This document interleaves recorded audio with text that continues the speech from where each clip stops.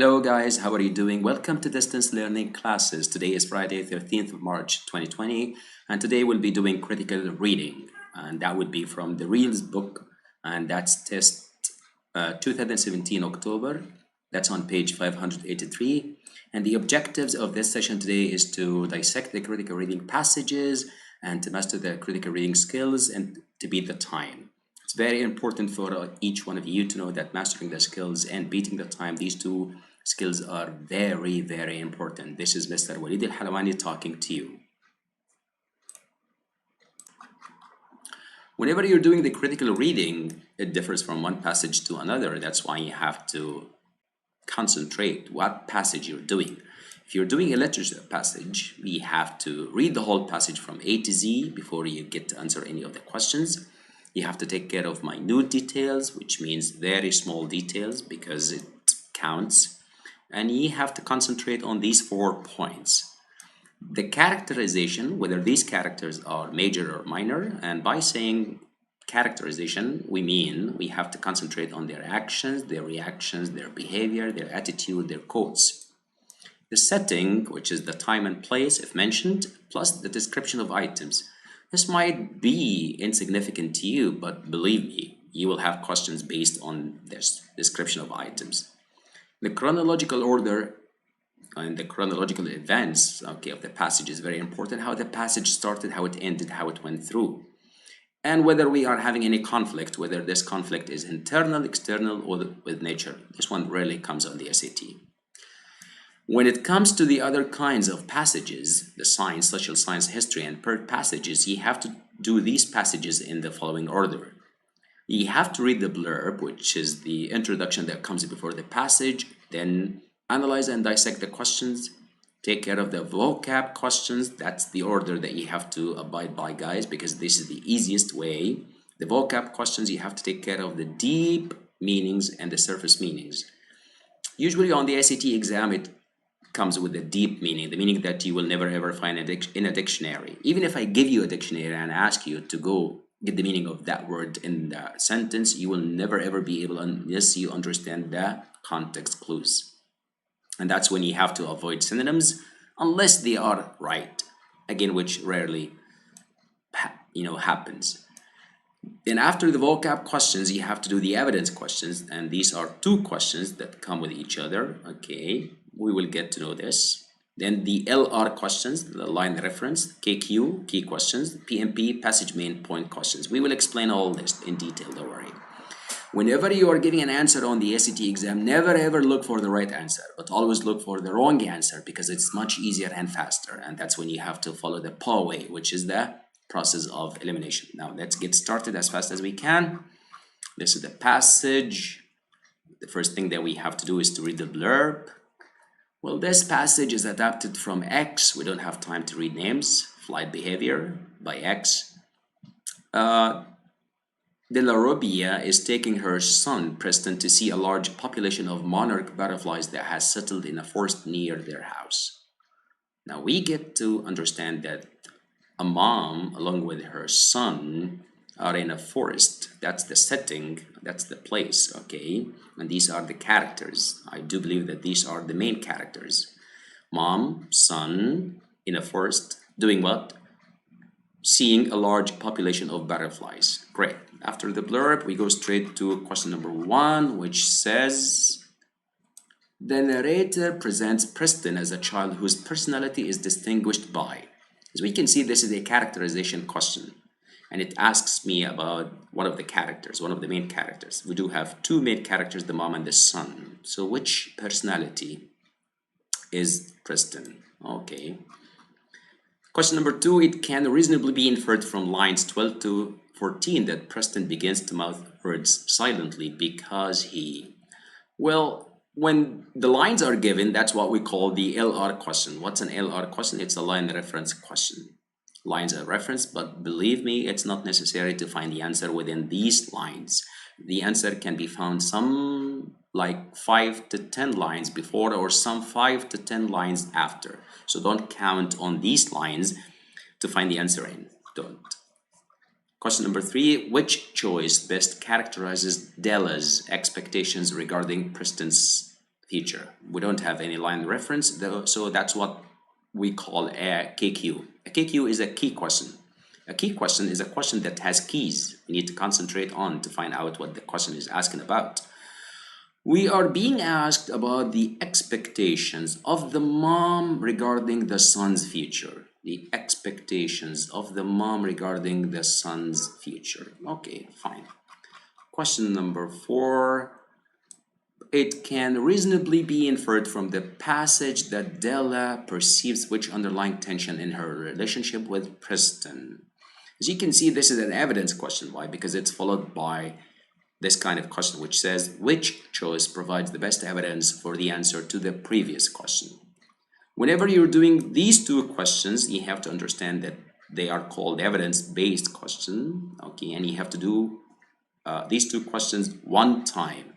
By reading the question, understanding what the question is asking about, going to these lines, trying to find the answer in these lines, and then go up to the choices and find a similar answer to the one given in the passage. Question number 6. In lines 48-50, the phrases bristling hairy legs of giants, magically draped and masquerading as witchy dresses primarily serve to. Well, that's an LR and KQ at the same time. LR because lines are given, KQ because some quotes are taken from the passage. Well, what's the purpose of including such phrases or such parts of the passage in here? Question number 7. It can reasonably be inferred from the passage that during the visit to the forest, the mom feels compelled to. She feels forced to. Well, this is an evidence question, and watch out, guys. This is a very important point that I have to clarify. Sometimes the SAT exam maker is, very cunning. He puts the question on one page and the evidence on another, so that the student, might not notice that this is an evidence question, and he, spends some time trying to find the answer, and then he gets surprised by finding that there is an evidence here. So it's going to be hectic. But if you take care from the beginning that this is an evidence question, you will linking the evidence question is a must. Question number 9, it's a vocab question, the word simple in line 83. And watch out, deep and service meaning. Question number 10 is asking about the last 3 sentences of the passage, lines 89 and 92, primarily serve to. That's an LR and KQ. LR because lines are given, KQ, well, that's not a KQ, that's an LR only. Okay, now let's go read the passage and try to find out how we can get the answers to these questions. We can understand that they refers to the mom and her son. They near the fir forest and found the air above the path alive with butterflies, full of butterflies. Great. Let's get off and walk from here, she said, relieved to cut the noisy engine and go on foot. She wanted to watch his upturned face. Why is his face upturned? Because he was looking for butterflies, for sure. Despite the wet hair stuck to his forehead and raindrops stippling his wire-framed glasses, Preston was in heaven. For sure he was in heaven because he was in a place full of butterflies, and that's what he wanted to see. As a kid, he's very happy to see, butterflies. There goes King Billy, there goes King Billy, he cried again and again, rolling the sentence out in the rapid-fire manner he used for yelling. That's how he calls the butterflies, okay? 5, 4, 3, 2, 1, blast off prior to launching flying objects. That's the way he used to, call out for these butterflies. Soon there were too many kings for each one to get his own announcement, but Preston's mouth still moved silently. As you can see, I squared that part because there is a question based on that part, the question that asks about lines 12 to 13. So we need to slow down in here and we need to understand that part so that we can go to the question and get the answer. Although you are not recommended to do so because this is a literature passage and you have to read it from A to Z. You are not supposed to answer any of the questions unless you read the whole passage. But due to, the limited time that we have, we can, or I can teach you how to get the answers as fast as you can. Well, we can understand that the kid used to call the butterflies King Billy, but because of the number of the butterflies, he couldn't get his own announcement. Oh, sorry, he couldn't get the announcement for each individual one, for each one. The sentence says, soon there were too many kings, too many butterflies for each one of them to get to notice or to hear his own announcement. His own announcement, his calling. Who's calling? Who called? Preston. But Preston's mouth still moved silently. Now let's go to the question and find out how we can answer this one. Hey, this is the question.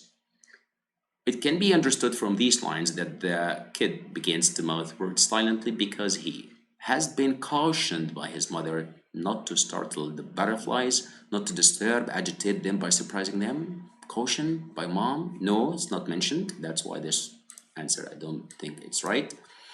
Worries that speaking aloud will reveal his unfamiliarity with the forest environment. Is he unfamiliar with the forest environment? It's not even mentioned. Realizes the butterflies are so numerous that he cannot call attention to them individually. Yes, this one has been mentioned. That's right. Okay.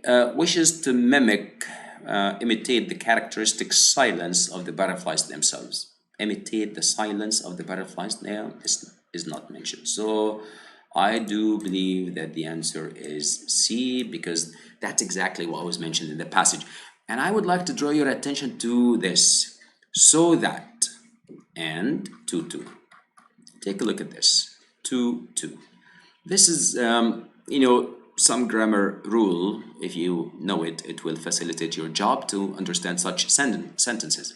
Well, if you say that the tea was too hot to drink, it means that the tea was so hot that I couldn't drink it. And if you say that the exam was too difficult to pass, it means that the exam was so difficult that students couldn't pass. And if you say that the shelf was too high to reach, this means that the shelf was so high that I couldn't reach it. So that's a way to get the answer. Okay, let's go back to continue reading the passage.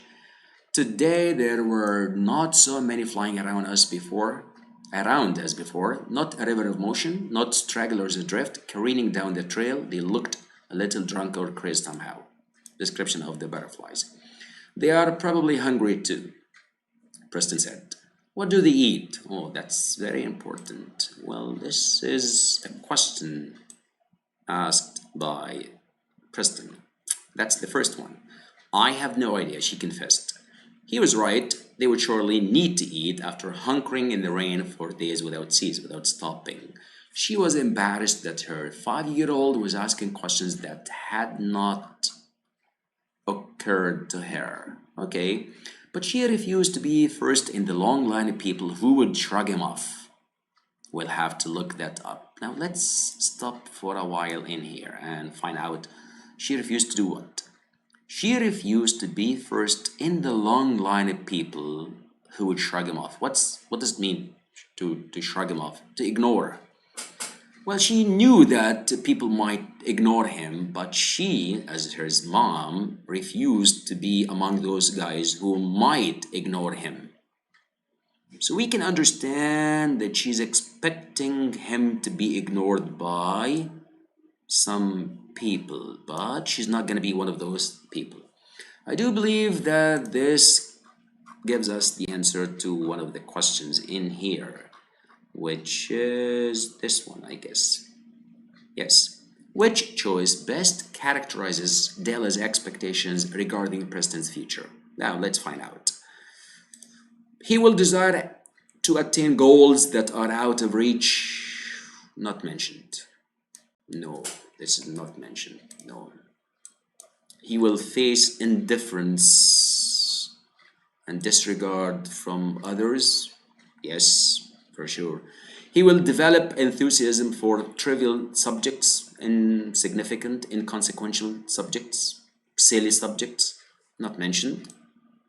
You might say that yes, taking care of the butterflies and asking questions of butterfly is something trivial. It's not that important. Well, he will develop for trivial subject. Okay, that's one subject, which is what? Which is the butterflies. But subjects, this is broad answer. This is a broad answer. Because the passage was very specifically talking about the mom and the kid in a forest looking for butterflies. But we are not sure whether this will develop enthusiasm for insignificant subjects. So this is a broad answer. So watch out of broad answer. Passage was very specific about one topic, one subject, one point, but this is a broad answer. He will cease, stop to cultivate, produce, grow his intellectual abilities. We are not told so. The only right answer that he will face indifference. Yes, that's right, indifference. People will ignore him and disregard from others. So this is the right answer. I do believe so. Great. Now let's go back. Oops, where am I? Well, okay. We stopped here. We will have to look that up. Look it up where? That's the second question. Do you remember that we had a question before this? We had a question before this. What's this? We had one before this. This is the second question.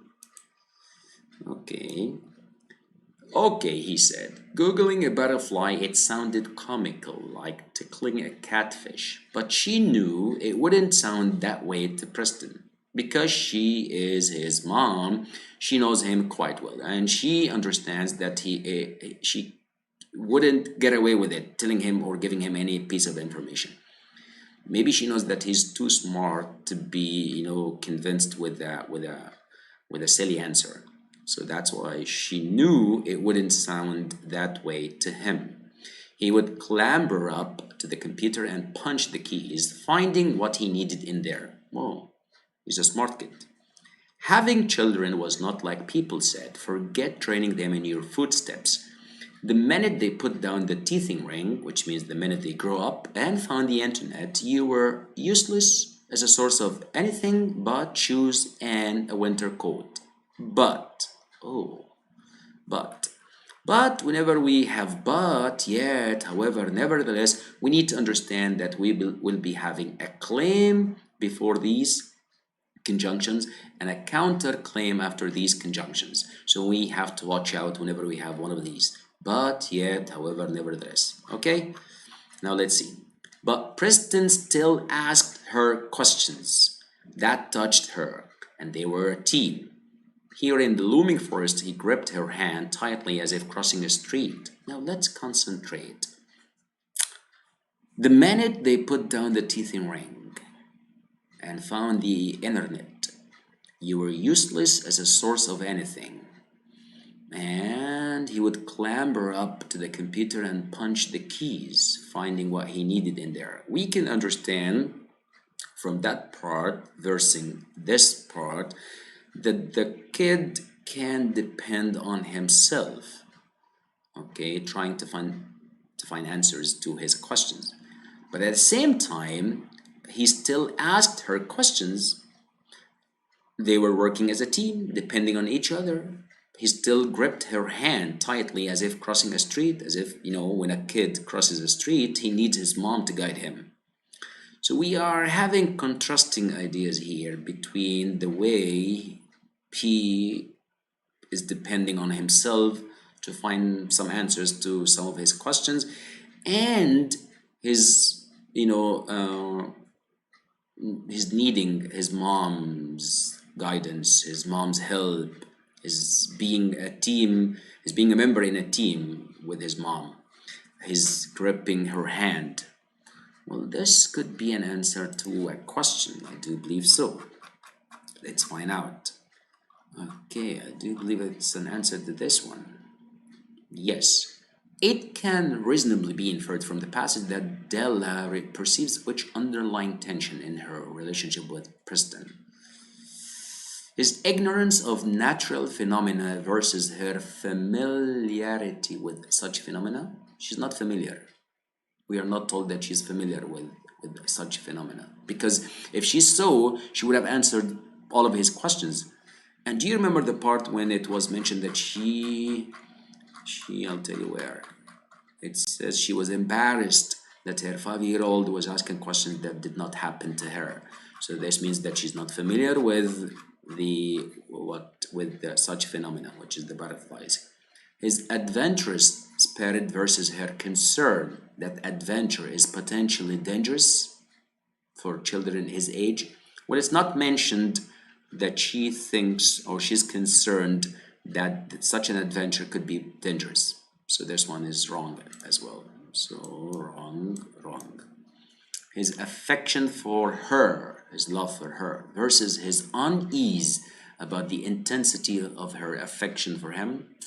The unease about the intensity of her affection. Well, she doesn't have that feeling towards him. She doesn't give him the feeling that she's, or she's intensifying anything. No, it's not even mentioned.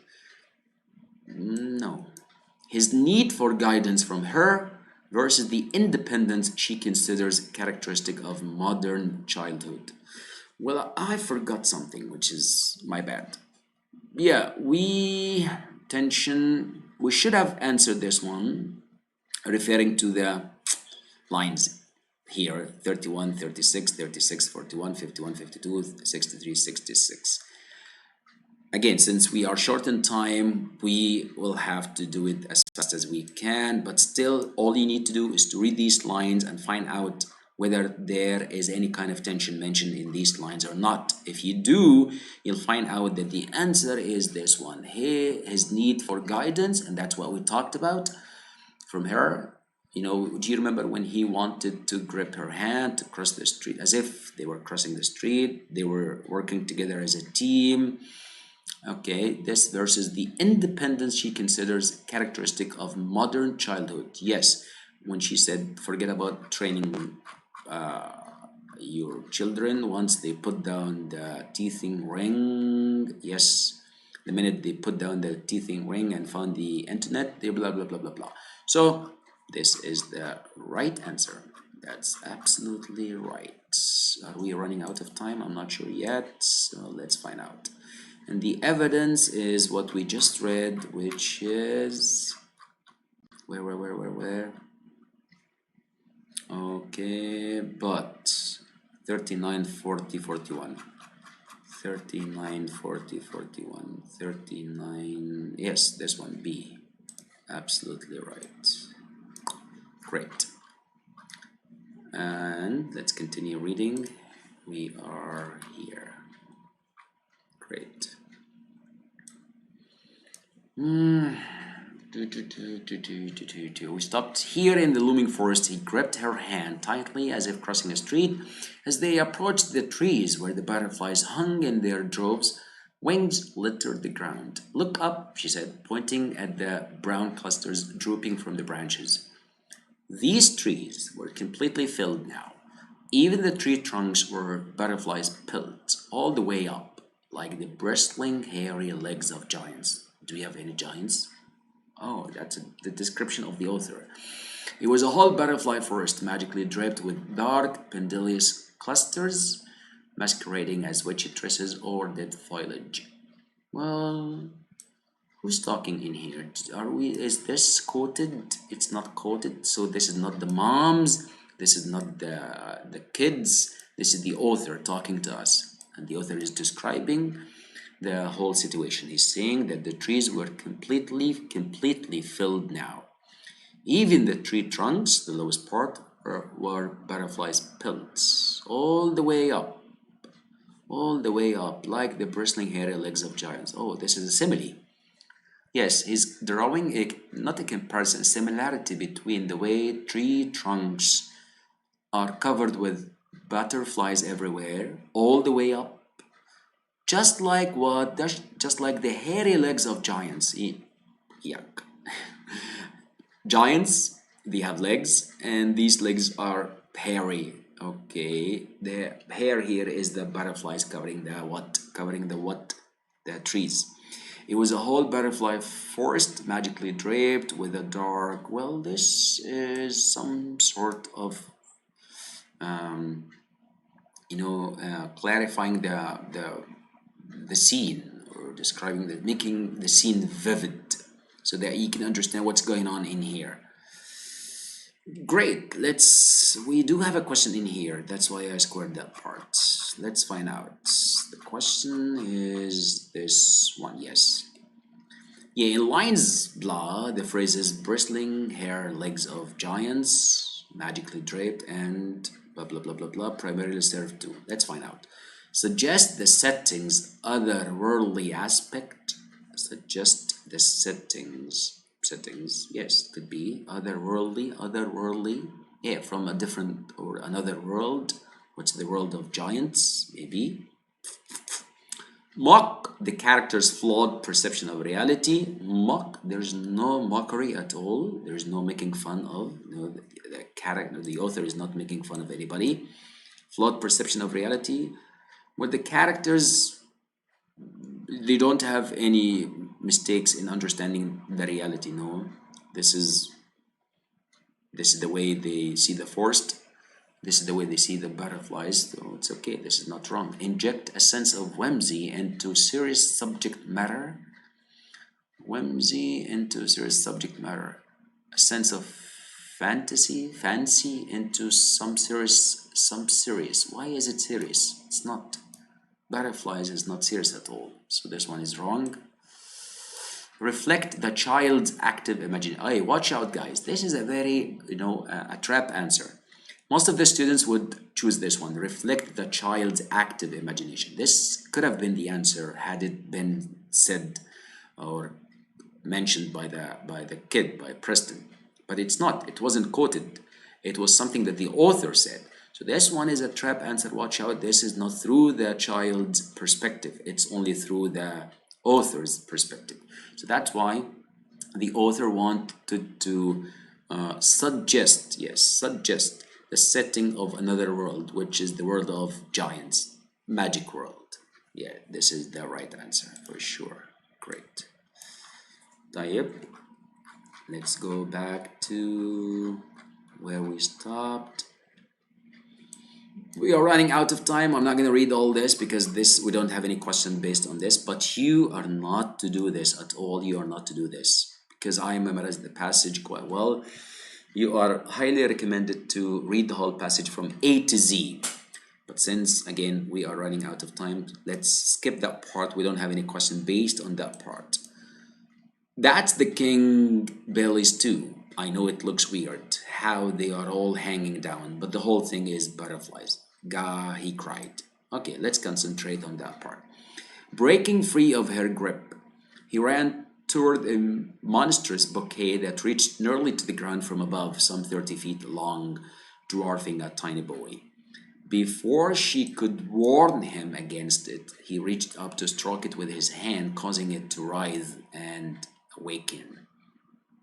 Well, he's expected to be chided by his mom for sure, because he did something that he shouldn't have done. She wanted to warn him, but she couldn't. She didn't have enough time to warn him. Wings opened and joked within the clump. The lowest piece of the bristly string dropped off, landing with a plop on the ground. In slow motion, it exploded, individual butterflies flapping, lifting, dispersing. He's gonna be chided for sure. Preston looked back at her, expecting a reprimand, rebuke, chide, scold. That's when you tell somebody that what he did or what she did was completely wrong. It's okay. You can check them out. Just be gentle, I guess. Well, she's such a kind mom. She did not reprimand him. She did not, rebuke him. She just told him, be gentle. That's it. So she is not, she's not that kind of mom who, keeps reprimanding her children for doing anything wrong. She's such an easygoing mom, which is good. She walked closer so she could see this as her son was seeing it. She hadn't examined the clumps at close range. Well, the usage of the past perfect indicates that that was her first time to see such clumps, okay, at close range, and that's why she walked closer to see what he was seeing. Okay, and even now it was hard to understand how they clumps, were constructed. The butterflies did not seem smashed or stuck to the wings of other butterflies, not like 100 car pileup. It was nothing so simple. If it's nothing so simple, it means that it was very complicated. We do have a question in here. It was nothing so simple. It was a complicated. What was complicated? How they were constructed, how the clumps were constructed. Okay, so it was something complicated, so it wasn't simple, so it wasn't clear. Clear. Okay. Now, before we go find out about the choices, we need to get the meaning of the word simple through the context. We are talking about how the clumps were constructed, and we can tell that the mom couldn't understand how they were constructed. It was something, it was nothing so simple, which means it was very complicated. So we need to replace the word simple with another word. It was nothing so simple. It was nothing so clear. Clear, maybe. Not complicated. Okay, let's find out. Not complicated. Modest, foolish, straightforward, innocent. The only one that fits is straightforward, for sure. That's it, for sure. Okay. Now we have answered. Okay, let's read the last part and then answer the remaining questions. They seem to be holding, who's they? Define the butterflies. They seem to be holding on by their needle-thin front legs to some part of the tree itself, bark or branch or needle, out to the very tips. The tree's basic shape was still visible underneath the column of trunk and broom-like sweep of the branches, but all enlarged and exaggerated by the hangers-on. We do have a question here. Only at the ends of the dangling clusters did butterflies seem to be clinging to the legs of other butterflies. This is how they are connected to each other. This, or the insecure and the desperate, she thought. For sure, they are insecure and they are desperate. The way they are being described, the way they are connected to each other is very insecure and they are desperate for each other. Great. No world can be without them. No world can be without them. Without what? Without these? Or without the butterflies? For sure, we can't say no world can be without butterflies. But we can understand that the word them, this them, what's this? No. The word them, okay, refers to these two adjectives. Insecure and desperate. They are insecure and desperate, and no world can be without these two adjectives. Well, let's see. Now we've read the whole passage. Now we can get to answer the remaining questions. Did we answer number one? I'm not sure. No. Oh, the characterization of Preston. The guy, okay, the narrator presents Preston as a child whose personality is distinguished by. We can answer this one. This is so easy, by the way. Curiosity about the world around him, sure. Seriousness that renders him old beyond his years. No, he's not that serious.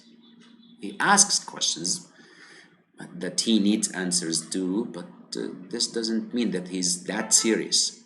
Placid acceptance of the unexpected, easygoing, quiet acceptance of the unexpected. No, we don't have this. Inattention when confronted by multiple stimuli. Inattention when confronted by multiple.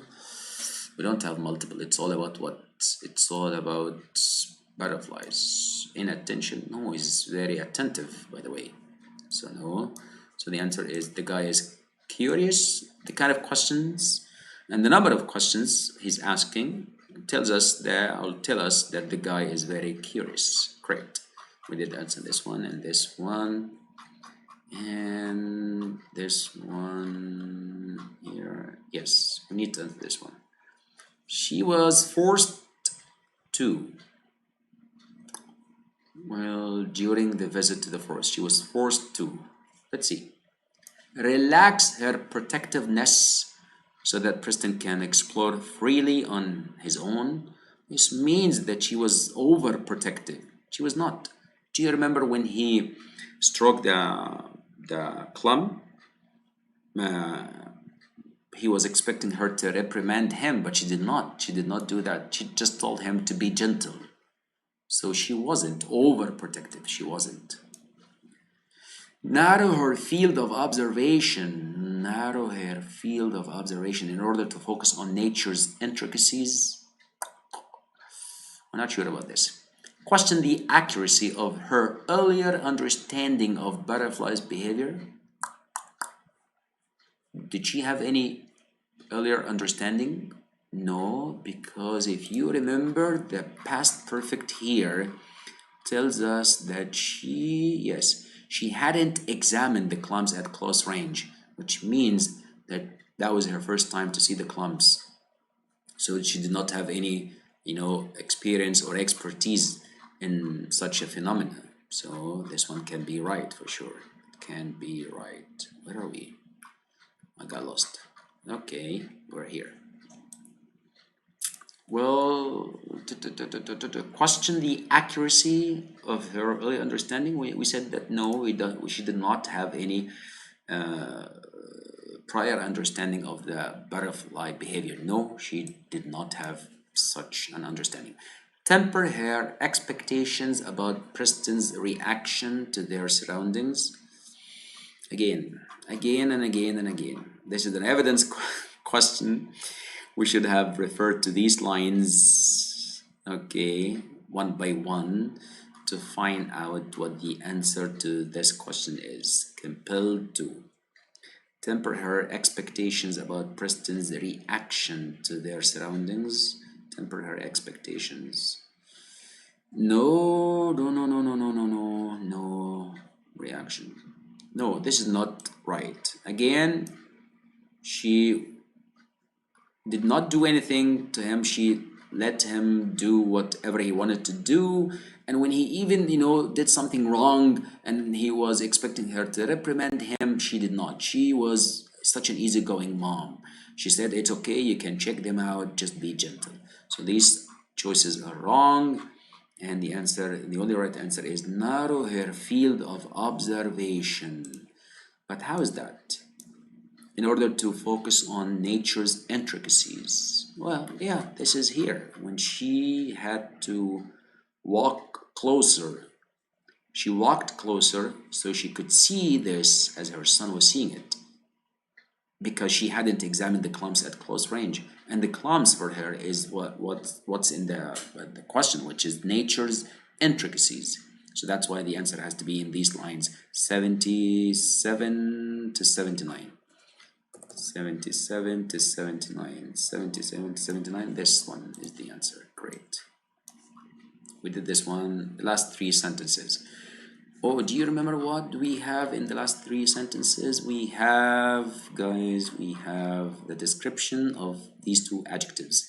The insecure and desperate, these two feelings of the butterflies, and the feelings that no world can be without them. I do believe that she's referring, or the author is referring to our world as humans. We humans as well, just like the butterflies, we cannot live without being without feeling insecure and without feeling desperate. I do believe so. So that's why if we go back to the question, we'll find out that the answer has to be one of these. Imply the solidity of the butterflies clusters despite their fragile appearance. Could be, I'm not sure. Contrast the butterflies' helplessness with the boy's confidence. Boy's confidence. No, this doesn't have to do with the boy's confidence. By the way, the last three sentences were talking broadly, but this answer is talking very specifically about the boy. That's why it's wrong. It's wrong.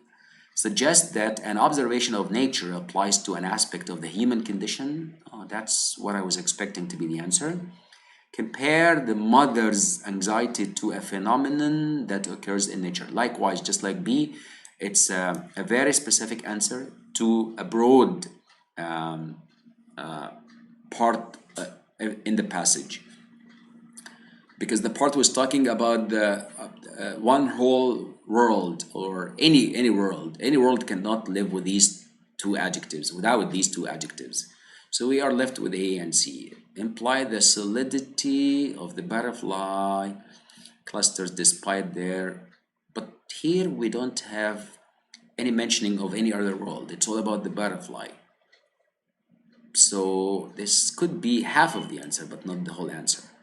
Suggest that an observation of nature, which is the observation of the behavior of the butterflies, applies to an aspect of the human condition. Yes, we as we humans, just like the butterflies, cannot live without feeling insecure and desperate, and that's why the answer is C. Thank you so much, guys. Please stay tuned for more videos to come. Bye bye.